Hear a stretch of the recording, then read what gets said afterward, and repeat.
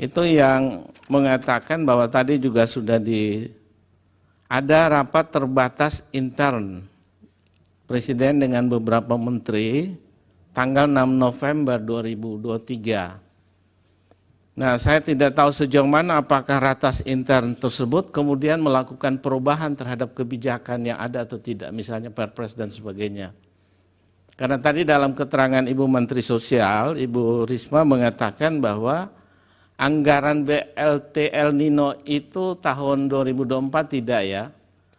Nah, saya melihat catatan kemarin dari saksi Pak Aceh Hasan Sadili, itu dinyatakan bahwa ada 3 kali raker dengan Ibu Menteri Sosial. Yang pertama 31 Agustus, yang kedua 14 September, dan yang terakhir ini 7 November. Nah, kalau saya coba kaitkan dengan ratas tanggal 6 November, artinya sehari setelah itu, Ibu kemudian raker. Nah, apakah dalam ratas itu yang kemudian hilangnya BLT El Nino di Kementerian Sosial? Atau tidak, nanti Ibu bisa memberi keterangan karena ini kami perlu konfirmasi. Saya mencoba untuk merelevansikan fakta-fakta persidangan terkait dengan hal ini. Kemudian yang kedua soal implementasi ini. Yang pertama, tadi Pak Menko PMK dalam keterangan menyatakan bahwa ikut membagi di daerah Jawa Timur kalau tidak salah atau di tempat yang lain.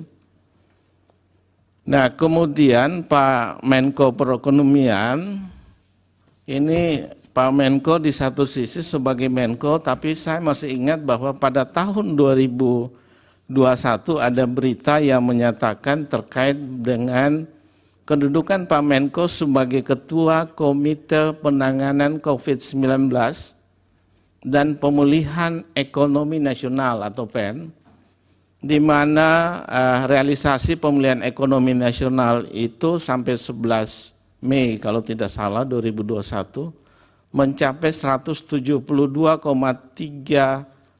triliun. Nah, pertanyaan saya adalah apakah Bapak sampai saat ini masih menduduki jabatan sebagai Ketua Pemulihan Ekonomi Nasional atau tidak?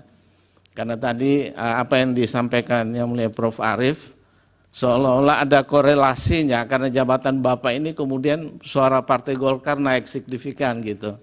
Mungkin bisa memberikan konfirmasi terkait dengan jabatan Bapak, apakah masih sampai dengan saat ini menduduki jabatan tersebut ataukah tidak. Kemudian yang terakhir ini soal masih implementasi ini adalah, tadi kalau keterangan Pak Menko PMK ikut membagi-bagi pelinsos ya, entah yang mana saya tidak terlalu ingat. Yang kedua, Pak Menko Perekonomian juga itu beberapa kali, ini fakta persidangan itu terungkap di sini.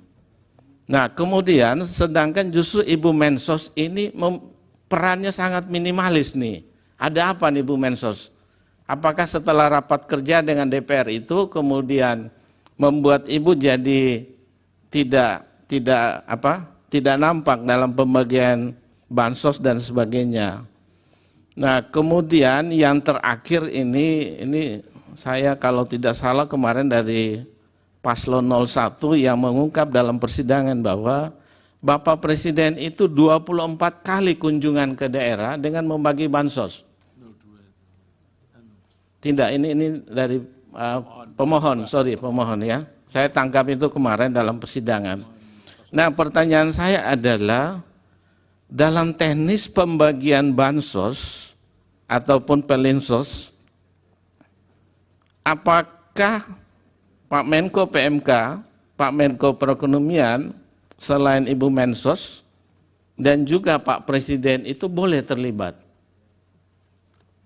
Karena fakta-fakta persidangan ini saya kira perlu juga mungkin ada informasi bagi persidangan, karena dari pemohon baik 1 maupun 2 ada kecurigaan dari mana alokasi anggaran bantuan sosial yang disampaikan oleh Presiden.